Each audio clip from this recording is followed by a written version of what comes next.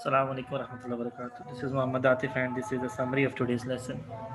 Today we resumed our lesson 5, English Student Book, Unit 8, page number 120 and 121. As you know that lesson 5 contains two poems.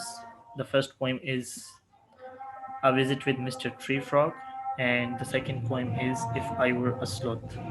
So this first poem we already discussed in the last lesson. You can find summary video on this YouTube channel. So today we resumed our lesson from page number 120. So first of all, we started our lesson with activity 6, read and listen. Read and listen to the poem. Put the illustrations in order. So in this track, we are going to discuss, first of all, we listen to the poem and then I ask the students to read it and match these illustrations with these verses. So I'm going to play the track again. So listen to the track 49, please. Track 49. If I Were a Sloth by Kathy Payson. If I were a sloth hanging from a tree, I could show the world my personality. I would see the world hanging upside down, dangling like a coconut high above the ground. I would nap all day in the canopy of the rainforest cecropia trees. I would move real slow, slow as slow can be, hiding from Jaguar, my fierce enemy. I am nocturnal. I only play at night. When the sun goes down, I like to grab a bite. I can whistle like a bird. I am really rare. With my long, long arms, people like to stare. In my grey-green coat, I will always thrive. I'm a little sloth. I make the jungle jive. So that was the track, and then we read the poem as well. And then students match these illustrations with these verses. Okay, as you know that this is a poem, and this is the verse 1, 2, 3, and till verse 7. So we have 5 pictures to match with 7 verses. So we match them. We use 2 pictures twice. So then I displayed the answers as well. So here are the answers on your screen right now. Activity 6.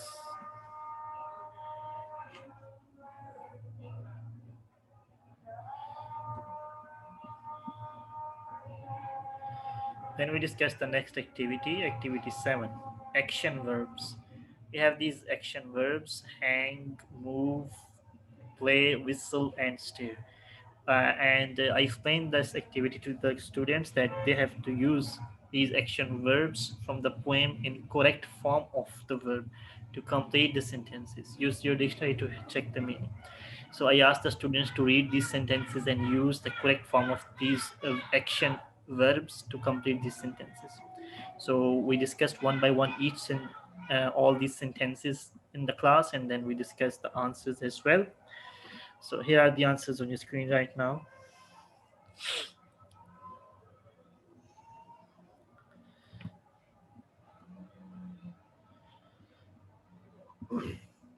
Then we started activity 8. Activity 8 is true or false sentences. Read the poem again and compare the true or false sentences according to these 2 poems. Okay.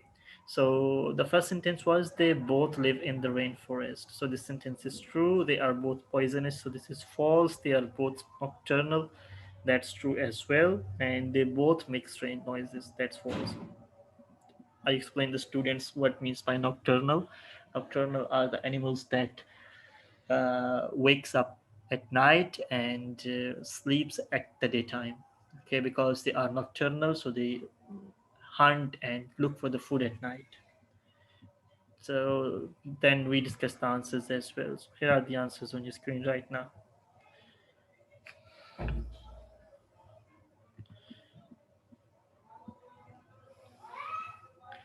Then we discussed the activity 9, similes.